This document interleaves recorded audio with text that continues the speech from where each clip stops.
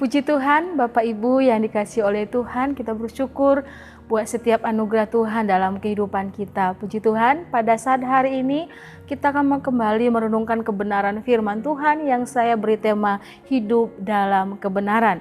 Kita buka di dalam 2 Tawari pasal yang ke-17 di ayat yang ketiga dan ayat yang ke-6. Saya akan bacakan untuk kita firman Tuhan. Dan Tuhan menyertai Yosafat karena ia hidup mengikuti jejak yang dahulu dari bapa leluhurnya dan tidak mencari Baal-Baal. Di ayat yang ke-6, dengan tabah hati ia hidup menurut jalan yang ditunjukkan Tuhan. Pula ia menjauhkan dari Yehuda segala bukit pengorbanan dan tiang berhala. Puji Tuhan, Bapak Ibu yang diberkati oleh Tuhan, berbicara dalam hidup dalam kebenaran adalah hal yang Tuhan kehendaki di dalam setiap kehidupan kita orang-orang percaya. Perjuangan kita dalam hidup ini, dalam kita mengiring Tuhan, yaitu hidup dalam kebenaran. Hidup benar atau hidup dalam kebenaran adalah hidup tanpa kepalsuan, berarti hidup secara jujur. Hidup tanpa kepalsuan, hidup secara jujur. Tidak ada kebohongan, tidak ada hal yang kita sembunyikan. Kenyataan, fakta yang sebenarnya itu yang kita sampaikan, itu yang terjadi. Karena apa? Karena Allah adalah kebenaran itu. Dalam diri Allah tidak ada kepalsuan. Siapa yang menjadi teladan kita? Yaitu Allah. Allah adalah kebenaran. Tidak ada kepalsuan di dalamnya karena Allah itu adalah kebenaran itu sendiri. Dan kita sebagai anak-anak Tuhan, Tuhan kehendaki kita juga hidup dalam kebenaran. Karena Allah itu adalah benar dan kita adalah anak-anaknya. Dalam hidup dalam kebenaran mungkin hal yang secara daging, hal yang sangat sulit untuk kita lakukan. Karena apa? Seringkali bahwa apa yang kita lihat atau apa yang kita rasakan, apa yang terjadi tidak sesuai dengan apa yang kita sampaikan atau apa yang kita nyatakan, apa yang kita katakan. Seringkali apa yang kita katakan susah untuk dipraktekkan. Bahkan apa yang kita katakan sekalipun mungkin agak sedikit kita mengalami kesulitan untuk melakukannya apa yang kita katakan. Kebenaran menuntut kesatuan antara perkataan dan perbuatan. Kebenaran menuntut kesatuan antara perkataan dan perbuatan. Berarti apa yang kita katakan adalah sesuai dengan apa yang kita perbuat. Bapak Ibu yang diberkati oleh Tuhan, di dalam perikop ini adalah tentang Raja Yosafat. Raja Yosafat adalah raja yang menggantikan ayahnya Asa. Bisa dikatakan bahwa Raja Yosafat adalah hidup mengikuti jejak dari leluhurnya, dari Raja Daud. Yosafat hidup mengikuti jejak yang terdahulu, yaitu Raja Daud. Jejak yang dahulu ini berbicara tentang menunjukkan kepada kondisi keadaan ketika Raja Daud belum melakukan dosa. Raja Daud masih hidup dalam kejujuran, hidup benar, hidup jujur sebelum dia jatuh dalam dosa. Ini hal yang dilihat, ini hal yang ditiru oleh Raja Daud, yaitu hidup dalam kebenaran Allah, hidup sesuai dengan perintah Tuhan.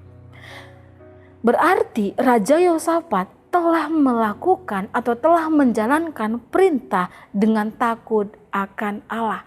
Karena apa? Yosafat selalu berpusat kepada pribadi Allah. Dia selalu berpusat kepada Allah.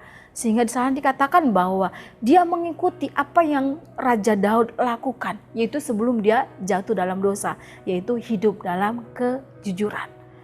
Hidup dalam kebenaran. Bahkan di sana dikatakan di dalam 2 Tawari pasal yang ke-17 ayat yang ke-6 tadi sana dikatakan dengan tabah hati ia hidup menurut jalan yang ditunjukkan. Dengan tabah hati dalam bahasa Ibrani berarti dengan segenap hati atau mengumpulkan hati dengan segenap hati. Dengan segenap hidupnya dia mengikuti petunjuk-petunjuk Tuhan, dia menuruti jalan Tuhan, berarti dia hidup dalam kebenaran. Ia mencari Allah dengan sungguh-sungguh. Hal yang dilakukan oleh Raja Yosafat di dalam hidup dalam kebenaran adalah hal yang dilakukan oleh Raja Yosafat di dalam hidup dalam kebenaran adalah yang pertama, memiliki ibadah yang benar. Memiliki ibadah yang benar. Di ayat yang ketiga dan ayat yang keenam tadi sudah saya bacakan bahwa ibadah yang benar adalah menghapuskan segala berhala-berhala, menghapuskan berhala-berhala secara total. Ini adalah satu perjuangan yang sering kali dilakukan oleh raja-raja terdahulu. Bahkan tidak berhasil menghapuskan berhala-berhala yang ada di tengah-tengah Yehuda.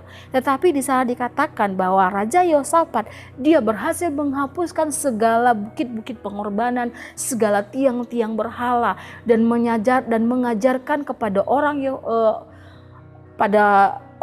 Yahudi ibadah yang benar itu seperti apa, yaitu ibadah yang benar adalah ibadah yang terpusat kepada Allah tanpa ada berhala-berhala di sekeliling mereka. Berarti hidup dalam kebenaran, karena firman Tuhan Allah tidak mensukai, Allah tidak menyenangi ada berhala-berhala di sekeliling kita. Dan ini yang diajarkan, ini yang dilakukan oleh Raja Yosafat. Dia hidup benar di hadapan Tuhan. Di dalam hidup dalam kebenaran itu yang dilakukannya adalah menghapuskan segala bukit pengorbanan. Dan dia memiliki ibadah yang benar di hadapan Allah. Bapak Ibu yang diberkati oleh Tuhan, kita sebagai anak-anak Tuhan, perjuangan kita dalam dunia ini sangat berat. Bahkan ada banyak hal yang mungkin terjadi di hadapan kita, yang mungkin bisa menjerat kita, yang bisa menawarkan hal-hal yang tidak benar, atau hal-hal yang bisa membuat kita tidak hidup dalam kebenaran. Tapi firman Tuhan menjelaskan bagaimana ibadah kita di hadapan Tuhan. Ini berbicara tentang kita komunikasi dengan Tuhan. Bagaimana kita menyenangkan Tuhan. Bagaimana hubungan kita bersama dengan Tuhan. Bagaimana komunikasi kita dengan Tuhan. Di saat kita beribadah, di saat kita datang ke gereja atau di dalam persekutuan yang ada, kita ibadah, hendaknya ibadah kita adalah ibadah yang benar di hadapan Tuhan. Ibadah yang benar itu seperti apa? Ibadah yang benar adalah hati, pikiran kita, jiwa, roh kita itu terpusat kepada Tuhan, tertuju kepada Tuhan, mengarah kepada Tuhan. Benar-benar kita memuliakan Tuhan dari hati kita. Bahkan di dalam Roma pasal yang ke-12 ayat yang pertama di sana dikatakan, karena itu saudara-saudara, demi kemurahan Allah aku menasihatkan kamu supaya kamu mempersembahkan tubuhmu sebagai persembahan yang hidup, yang kudus dan yang berkenan kepada Allah. Itulah ibadahmu yang sejati. Salah dikatakan bahwa menasehatkan supaya mempersembahkan seluruh tubuh, jiwa, roh kita pusatkan kepada Tuhan, kita tujukan kepada Tuhan, ibadah yang benar dari hati yang paling dalam. Dan firman Tuhan menjelaskan hidup kita adalah ibadah yang sejati di hadapan Tuhan. Itu yang diajarkan oleh Raja Yosafat. Yang kedua, belajar kebenaran firman Tuhan. Hal yang dilakukan oleh Raja Yosafat yaitu belajar kebenaran firman Tuhan. Di sana dikatakan ia belajar firman Allah bukan hanya untuk dirinya sendiri.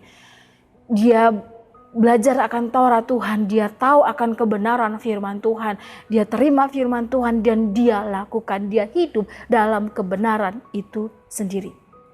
Bahkan firman Tuhan, kalau Bapak Ibu baca di ayat yang ke-7 sampai dengan ayat yang ke-9, bahkan dia meminta supaya para imam-imam, para Lewi untuk pergi ke seluruh pelosok Yahudi untuk menyampaikan Taurat Tuhan, untuk menceritakan Taurat Tuhan, untuk menyampaikan kebenaran firman Tuhan, supaya mereka tahu mana yang benar, mana yang tidak, supaya umat-umat Yahudi tahu akan kebenaran firman Tuhan dan mereka hidup dalam firman Tuhan. Firman Tuhan bukan hanya sekedar dibaca, tapi firman Tuhan itu biarlah hidup di dalam diri kita. Firman Tuhan itu kita lakukan di dalam hidup kita. Itu yang dilakukan oleh Raja Yosafat. Karena firman Tuhan itu sangat-sangat berfungsi, sangat-sangat memiliki banyak manfaat dalam hidup kita, dalam kita mengikut akan Tuhan. Di dalam 2 Timotius 3 ayat yang ke-16 jelas firman Tuhan di sana dikatakan, segala tulisan yang diilhamkan Allah memang bermanfaat untuk untuk mengajar, untuk menyatakan kesalahan, untuk memperbaiki kelakuan, dan untuk mendidik orang dalam kebenaran.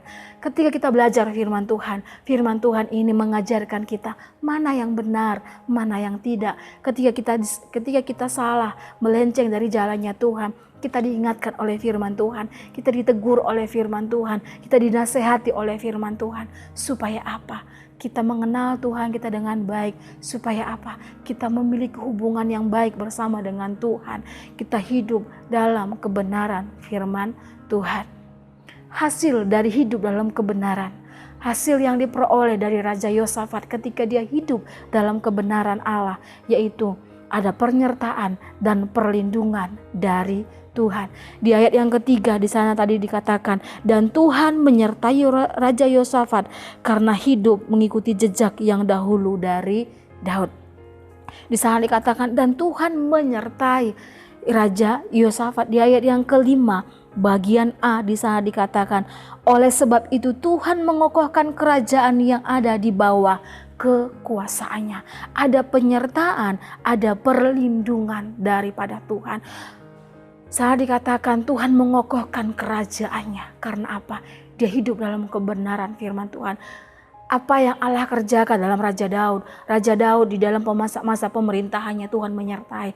Hal yang sama juga Allah lakukan dalam kehidupan Raja Yosafat. Allah menyertai Raja Daud. Allah menyertai Raja Yosafat. Bahkan firman Tuhan, dia mengokohkan kerajaannya. Dia memberkati dengan luar biasa. Bapak Ibu yang diberkati oleh Tuhan, Tuhan kita Allah yang luar biasa, Allah yang sungguh baik dalam kehidupan kita. Yang kedua hasilnya yaitu menjadi raja yang kaya dan terhormat. Di ayat yang kelima bagian B di sana dikatakan, seluruh Yehuda memberikan persembahan kepada Yosafat sehingga ia menjadi kaya dan sangat terhormat. Tuhan bukan hanya mengokohkan kerajaannya, tetapi firman Tuhan mengatakan Allah memberkati dia dengan berkat materi dan juga kehormatan. Karena apa? Ada penyertaan Tuhan. Kenapa Allah menyertai? Karena dia hidup dalam kebenaran firman Tuhan. Bapak Ibu yang diberkati oleh Tuhan, setiap kita kalau Allah menyertai Raja Yosafat karena dia hidup dalam kebenaran, hal yang sama juga Tuhan lakukan dalam hidup kita. Selama kita hidup dalam kebenaran Tuhan, hidup benar di hadapan Tuhan, apa yang kita dengar, apa yang kita sampaikan sesuai dengan tindakan dan perbuatan kita. Kita hidup dalam kebenaran firman Tuhan, menghidupkan firman Tuhan itu dalam hidup kita, maka Allah juga yang akan menyertai kita. Bukan hanya menyertai, tetapi berkat-berkat materi pun Tuhan tambah-tambahkan dalam hidup kita. Seperti firman Tuhan di dalam 1 Korintus pasal yang kedua di ayat yang ke-9 di sana dikatakan, tetapi seperti ada tertulis, apa yang tidak pernah dilihat oleh mata dan tidak pernah didengar oleh telinga dan yang tidak pernah timbul dalam hati manusia, semuanya disediakan Allah untuk mereka yang mengasihi Dia. Semuanya disediakan Allah untuk mereka yang mengasihi Dia. Mengasihi Tuhan berarti hidup dalam kebenaran firman Tuhan. Puji Tuhan, Tuhan Yesus memberkati setiap kehidupan kita. Puji Tuhan, terima kasih telah mengikuti Renungan 79. Kiranya dapat menjadi berkat bagi kita semua. Bapak Ibu, saudara-saudari yang ingin didoakan untuk pokok doa tertentu, menceritakan kesaksian, baik mujizat kesembuhan, pemulihan, masalah keluarga, dan lain-lain, dapat disalurkan melalui chat WhatsApp di nomor berikut 0813 27420088. Puji Tuhan, Tuhan Yesus memberkati kita berdoa. Terima kasih Bapa buat kebenaran firman Tuhan yang kami dengar pada saat hari ini, untuk tetap hidup dalam kebenaran Tuhan, karena Engkau adalah kebenaran itu dan Engkau menghendaki supaya kami juga hidup dalam kebenaran firman Tuhan. Terima kasih Tuhan, kami yakin dan percaya ketika Tuhan menyertai Raja Yosafat, Tuhan juga yang akan menyertai setiap kehidupan kami. Tuhan selalu ada bersama dengan kami, Tuhan yang selalu membimbing kami, menasehati kami, mengingatkan kami untuk kami tetap hidup dalam kebenaran, berjalan bersama dengan rencana-Mu, berjalan bersama dengan Tuhan. Terima kasih Tuhan, Roh Kudus memampukan kami untuk hidup dalam kebenaran firman Tuhan, karena kami tahu ketika kami tetap hidup berkenan di hadapan Tuhan, hidup dalam kebenaran-Mu, semuanya Tuhan akan tambah-tambahkan dalam kehidupan kami. Bahkan ada sukacita, damai sejahtera yang Tuhan kerjakan bagi setiap kehidupan kami. Terima kasih Tuhan, berkati materikan firman Tuhan di dalam hidup kami.